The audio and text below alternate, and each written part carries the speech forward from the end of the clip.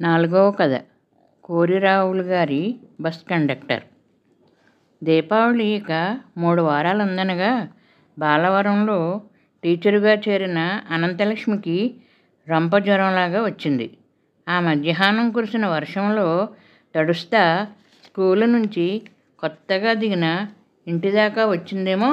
రాత్రి అయ్యేసరికి జ్వరం బాగా పెరిగింది. అటుపక్క ముసురు, ఇటుపక్క జ్వరం. వారం రోజుల పాటు వదలలేదు. జ్వరం తగ్గి మంచం మించి లేచింది కానీ ఊపిరి తీసుకోవడం కొంచెం కష్టంగానే ఉంది. 2 వారాలైనా అలాగే ఉండేసరికి రాజమండ్రిలో ఉన్న వాళ్ళు తాలూకోళ్ళని రమ్మని కార్డు రాసింది. తడిసిన నేల ఆరేదాకా 4 రోజులు ఎండ కాసిందో లేదో కానీ మళ్ళీ పట్టుకుంది వర్షం, తుఫానట. ఆ రాత్రి జల్లు కొడుతుంటే కిటికీ రెక్కలు మూసేసి వాటికున్న సిడత బిగించి వచ్చి బొంత మీద పడుకున్న అనంతలక్ష్మి లోపలికి చాలా గట్టిగా లాక్కోవాల్సి వస్తుంది ఊపిరి. ఆ రాత్రంతా ఒకటే యాతన, నరకమే. తెల్లవారింది. రాజమండ్రి నుంచి వచ్చిన అనంతలక్ష్మి పిన్ని మామయ్య సదరిన బొంత మీద పడున్న అనంతలక్ష్మిని చూసి నానా హైరాణ పడిపోయారు. అదరా బదరా ముఖం కడిగించి బట్టలు కట్టింది వాళ్ళ పిన్ని. బయటకు వచ్చి ఎర్ర కంకర రోడ్డు మీద ఆగిన బస్సు ఎక్కించి దేవుడా తొందరగా రాజమండ్రి చేర్చు మమ్మల్ని అనుకున్నాడు మామయ్య. కానీ రాజానగరం దగ్గర పడేలోపే అడవిలాంటి ఆ ప్రదేశం మధ్యలో ఆగిపోయింది బస్సు. పంక్చర్ అయిందట.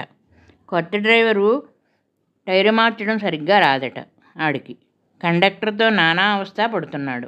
వాళ్ళ తీరు చూసిన ప్యాసింజర్లు గ్యారంటీగా 1 గంట పైన పడుద్ది అనుకున్నారు. ఊపిరాడడం కష్టం అయిపోతున్న అనంతలక్ష్మి సీట్లో వేళ్లాడబడిపోతుంది. అది చూసిన అనంతలక్ష్మి మామయ్య కొయ్యబారిపోయాడు. పిన్ని గొంతులో చిన్న ఏడుపు చార బయటకు వస్తోంది. వాళ్ళ పరిస్థితి చూసిన ప్యాసింజర్లు తొందరగా ఏ లారీ అన్నా వస్తే బాగుండు పాపం అనుకుంటున్నారు.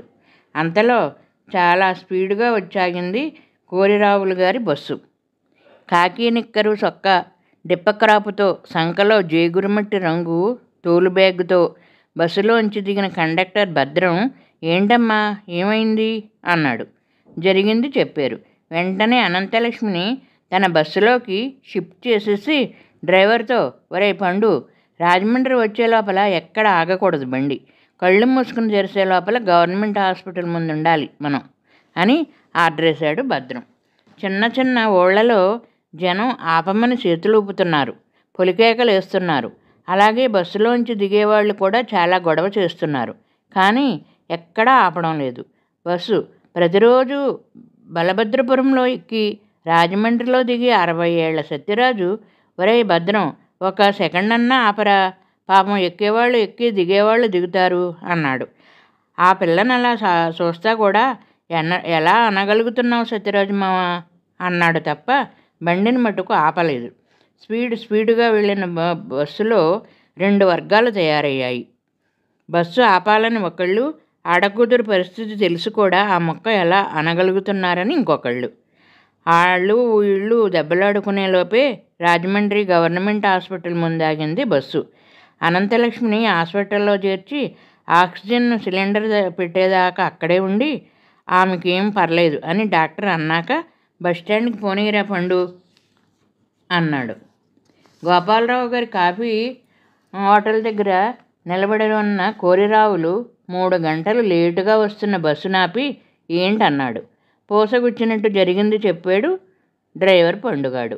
కోపంతో ఊగిపోయిన కోరిరావులు భద్రాన్ని పచ్చి బూతులు తిట్టి, ఏరా నువ్వు దేశసేవ చేయడానికి నా బస్సే దొరికిందిరా దగులుబాజీ నా కొడక, నా కొంప గుండం చేస్తున్నావు కదరా, ఈసారి ఇలాంటి పనులు చేశావంటే మెళ్ళ గొళ్ళ ఇరిసేస్తాను, సొక్కా సెడ్డి ఇప్పి మా ఊరి పుంతరేవులో ముంచేస్తాను ఎదవ నా కొడక అని డ్రైవర్ని పిలిచి, ఒరే పండుగ, ఈడితో సావాసం చేయకు, ఈడి గోరోజును నీకు అంటుకోకుండా చూసుకో అన్నాడు.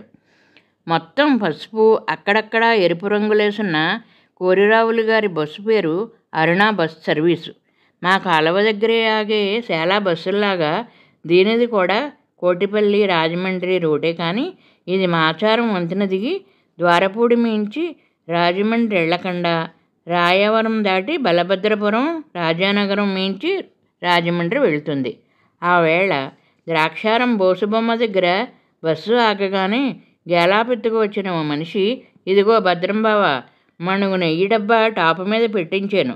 మా పెదనాన్నగారు అబ్బాయి బడుగు చంద్రయ్య తెలుసు కదా, బస్టాండ్కి వస్తాడులే, కొంచెం వాడికి అప్పగించేయరా బాబు అనేసి వెళ్ళిపోయాడు.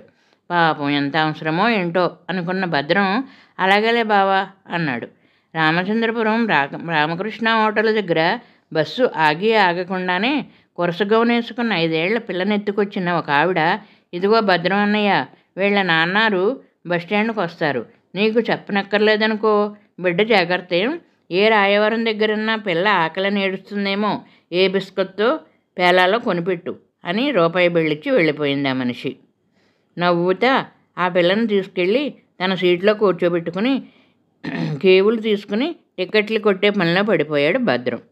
బలభద్రపురం రోడ్డు పక్కనే ఆగడంతో భుజం మీదున్న గళ్లతో వాళ్ళతో ముక్కు తుడుచుకుంటూ లోపలికి వచ్చిన సత్యరాజు, ఏంట్రా భద్రిగా, ఇవాళ ఎన్ని ఎప్పాసు బేరాలు ఒప్పుకున్నావు అన్నాడు.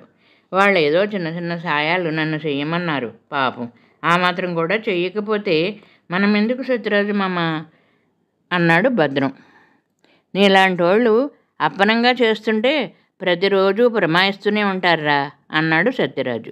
పాపం వాళ్ళు ఎన్ని అవస్థల్లో ఉన్నారో ఏంటో మాయ, రైట్ రైట్ అని అరుస్తుంటే నవ్వుతా భద్రాన్ని చూసిన సత్యరాజు, నీలాంటి వాళ్ళు ఎప్పుడో ఎక్కడో కానీ పుట్టర్రా భద్రిగా, నువ్వు మాకు దొరకడం నిజంగా మా ప్రాంతం వాళ్ళ అదృష్టంరా అన్నాడు. దూసుకుంటూ పోతుంది బస్సు. మబ్బులు పట్టేసి ఉంది ఆకాశం. ఈ ఎదురుగాలికి చాలా చలిగా ఉంది. బస్సు రాజానగరం వెళ్ళేసరికి మొదలైన వర్షం ఇష్టం వచ్చినట్టు బాదుతూ ఉంది. కోటిపల్లి బస్టాండ్ దగ్గర బస్సు ఆగగానే దిగిన సత్యరాజు, లాస్ట్ బస్సు టైంకి వచ్చేస్తాను రే అనేసి తడుస్తూనే వెళ్ళి ఆగున్న రిక్షాలోకి దూరిపోయాడు. అంతా దిగేశారు. ద్రాక్షారంలో టాపు మీద వేసిన నెయ్యి డబ్బా వాళ్ళు కానీ, రామచంద్రపురంలో ఎక్కిన పిల్ల తాలూకోళ్ళు కానీ, మాసవరంలో వేసిన పెండలం బుట్టలోళ్ళు కానీ, రాయవరం బస్టాండ్లో వేసిన కందుల బస్తా మనుషులు కానీ రాలేదు.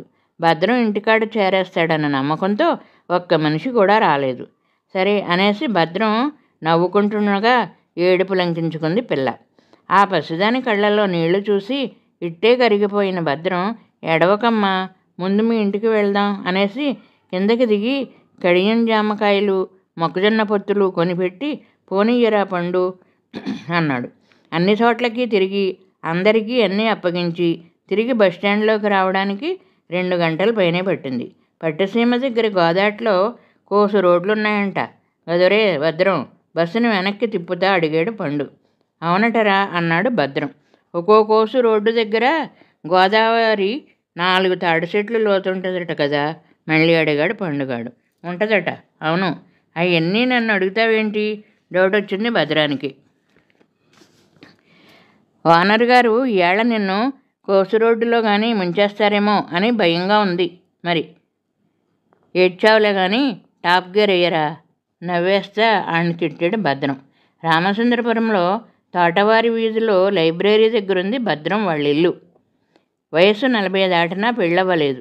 వయసులో ఉన్నప్పుడు గాంధీ డాక్టర్ గారి హాస్పిటల్లో వేణి అనే నర్సుని ఏళ్ల తరబడి ప్రేమిస్తే ఒకరోజు అద్దం ఒకటి బహుమతిగా ఇచ్చింది.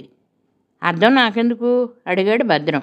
మీ ఇంట్లో లేదేమోనని అంది వేణి. ఉంది కదా బిళ్ళారి అద్దం అమాయకంగా అన్నాడు భద్రం. మరి ఉంటే ఎప్పుడన్నా అందులో ముఖం చూసుకున్నావా? చూసుకునే ఉంటే నువ్వు ఎలాగుంటావో ఈ పాటికి అర్థమై ఉంటుంది కదా. నీ అందానికి నేను కావాల్సి వచ్చేనా ఎద్దవా అనేసి నైట్ డ్యూటీకి వెళ్ళిపోయింది. మనసుకు చాలా బాధేసింది. మళ్ళీ ఇంకెప్పుడూ ఏ లేడీస్ను ప్రేమించనని కిషోర్ టాకీస్ జంక్షన్లో ఉన్న రాములోరి గుళ్ళో దండం పెట్టుకున్నాడు. అదేంటో అప్పటి నుంచి ఏడదాన్ని చూసినా అసహించుకోవాలి.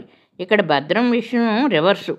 ప్రతి ఆడమనిషిని తల్లి కింద, తోబుట్టువు కింద, సెంటిబిడ్డ కింద చూస్తుంటాడు.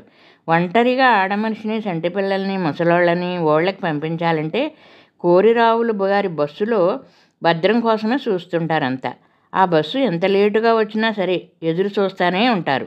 ఆ వాళ్ళ రాకపోతే పోన్లెద్దు రేపు వెళ్దాం అనేసి వాయిదా వేసుకుంటారు. భద్రం అంటే అంత నమ్మకం మరి. బస్సు తొస్సిపూడి దాటి బలభద్రపురం వంతెన దిగువలో ఆగింది జాయిగా. ప్రతిరోజు ఆ బస్సు కోసం నిలబడే సత్యరాజు ఆ వాళ్ళ కనిపించలేదు. ఇదేంటి చిత్రం అనుకుని వాకౌట్ చేస్తే సత్యరాజు రాత్రి నిదట్లో పోయాడని తెలిసింది. అంతే. మా సత్యరాజు మామ పోయాడా అనేసి సంటి కుర్రోళ్ళ నేల మీద దొర్లి ఏడిస్తే ఎవరు ఎంత చెప్పినా వినకుండా బస్సు ఊళ్ళోకి పోనిమ్మన్నాడు పండుగాడిని. సత్యరాజు మామ ఇంటి ముందు బస్సు ఆగ్గానే బోరుమని ఏడుస్తా దిగిన భద్రం పాడికట్టే వాళ్ళకి సాయం చేశాడు. శవానికి మంగళోడు గడ్డం గీస్తుంటే మెడ దగ్గర చెయ్యాన్సి పట్టుకున్నాడు. శవ స్నానం చేయిస్తుంటే తనే నీళ్లు గుమ్మరించాడు. బస్సులో ఉన్న జనం ఎంత గోల పెడుతున్నా వాళ్ళ కేసు కన్నెత్తైనా చూడలేదు. శవాన్ని శ్మశానానికి తీసుకెళ్తుంటే తను కూడా ఓ కొమ్ము పట్టాడు. మొత్తం తంతు పూర్తవడానికి రాత్రి అయ్యింది. బస్సులో ప్యాసింజర్లంతా మా పసలపూడిలో దిగిపోయి కోర్రావులతో చాలా పెద్ద గొడవే పెట్టుకున్నారు. కొందరైతే రామచంద్రపురం వెళ్ళి పోలీసు కంప్లైంట్ ఇచ్చారు. ఇక తట్టుకోలేకపోయిన కోరిరావులు ఉన్నపడాన రమ్మని భద్రానికి కబురెట్టేసరికి భోగం వాళ్ళ వీధి చివరిలో ఉన్న కోరిరావులు గారింటి పచ్చగేటు ముందుకొచ్చి నిలబడ్డాడు భద్రం. సేవండి గ్లాసుతో టీ పట్టుకొచ్చిన కోరిరావులు గారు అమ్మాయి విజయలక్ష్మి, ఏంటి ఇవాళ బస్సు ఎక్కలేదా? రేపు వెళ్ళినప్పుడు తాపేశ్వరంలో దిగి బీసీ కాజా ఒకటి తేవాలి నాకు అంది. అలాగే అమలు అని నవ్విన భద్రం టీ తాగబోతుండగా కొరడాకార పట్టుకుని విసురుగా వచ్చిన కోరరాఘవులు కొట్టిన చోట కొట్టకుండా సావకొట్టాడు భద్రాన్ని. రావులు బయటికి తోలేశాక చాలా బస్సుల్లో పనిచేసాడు భద్రం. ఇలా ఎక్కడికి వెళ్ళినా ఇదే తంతు. దాంతో మధ్యాహ్నానికే బయటికి తోలేస్తూ చివరికి ఏ బస్సు దగ్గరికి వెళ్ళినా వద్దు బాబోయ్ అని గోలెట్టేవారు. భద్రాన్ని చూసి జాలిపడి తన కొట్లో సోడాలు పట్టే పనికి పెట్టుకున్నాడు కిళ్ళీ కొట్టు మున్సబరెడ్డి. సోడాలు పట్టేటప్పుడు ఎండలో బస్సు కోసం నిల్చున్న ప్యాసింజర్లలో ఏ ఒక్కడు దావతిగా ఉంది అన్నా సోడా కొట్టి ఇచ్చేసేవాడు భద్రం. దాంతో 15 రోజులు రావాల్సిన గ్యాస్ సిలిండర్ 2 రోజులకే ఖాళీ అయిపోయేది. అది చూసి గొళ్ళుమన్న మున్సబరెడ్డి, వెళ్ళరా బాబు, నీ వల్ల నాకంతా బొక్కైపోయేలాగుంది అని తరిమేశాడు. కాస్త పెద్ద ఎత్తునే వడ్డీ వ్యాపారం చేసే కుతుకులూరు రెడ్లు నమ్మకస్తుడని చెప్పి వాళ్ళ దగ్గర పెట్టుకుని బాకీలు వసూలు చేసుకురమ్మని లైన్ మీదకి పంపించారు. 700 అప్పు కట్టాల్సిన ఒకడు భద్రం చేతిలో ఆ 700 పెట్టి, రేపు చెల్లి పెళ్ళండి బాబు, చేతిలో చూస్తే పైసా లేదు అనేసి తన కష్టాలు చెప్పి భద్రాన్ని పట్టుకుని గొళ్ళుని ఏడిస్తే భద్రం వాడిని పట్టుకుని గొళ్ళుని ఏడ్చేసి ఆ రోజు వసూలైంది 2000 ఉంటే ఆడి చేతిలో పెట్టి ఉత్త చేతులతో తిరిగి వచ్చాడు. దాంతో ఆ ఉద్యోగము ఊడింది. తణుకు అవతల ఉండ్రాజవరంలో కమ్మోళ్ళెవరో పెద్ద కోళ్ల ఫారం ఒకటి పెట్టి కాపలాకి భద్రాన్ని పెట్టుకున్నారు. ఒక రాత్రిపూట ఐరన్ మెస్ లోపల బందీలయ్యి ఉన్న కోళ్లకేసి జాలిగా చూసి ఆ తర్వాత కన్నీళ్లు పెట్టుకున్న భద్రం, బందీలైపోయి ఉన్న వీటికే స్వేచ్ఛ ఉంటే ఎంత హాయిగా బతుకుతాయి అనుకుని ఫారంలో తలుపులు మొత్తం తీసేసి ఫారంలో ఉన్న కోళ్ళన్నింటినీ బయటికి వదిలేశాడు. అది ఓనర్లకు తెలిసి అగులు గుద్దుకుంటూ వచ్చి పులుసులోకి ఎముక లేకుండా సావబాది గెంటేశారు. అలా ఎక్కడ పనిలోకి చేరినా ఇదే పెంట, ఇదే గొడవ. ప్రవర్తనలో ఏ మార్పు లేదు. తినడానికి తిండి లేని స్థితికి వచ్చినా ఏ మార్పు రాలేదు మనిషిలో. ఉన్నట్టుండి ఓ రోజు మాయమైపోయిన మనిషి అంతూ అయిపో లేకుండా పోయాడు. ఇప్పుడు ఎక్కడున్నాడో ఏంటో, అసలు ఉన్నాడో లేడో.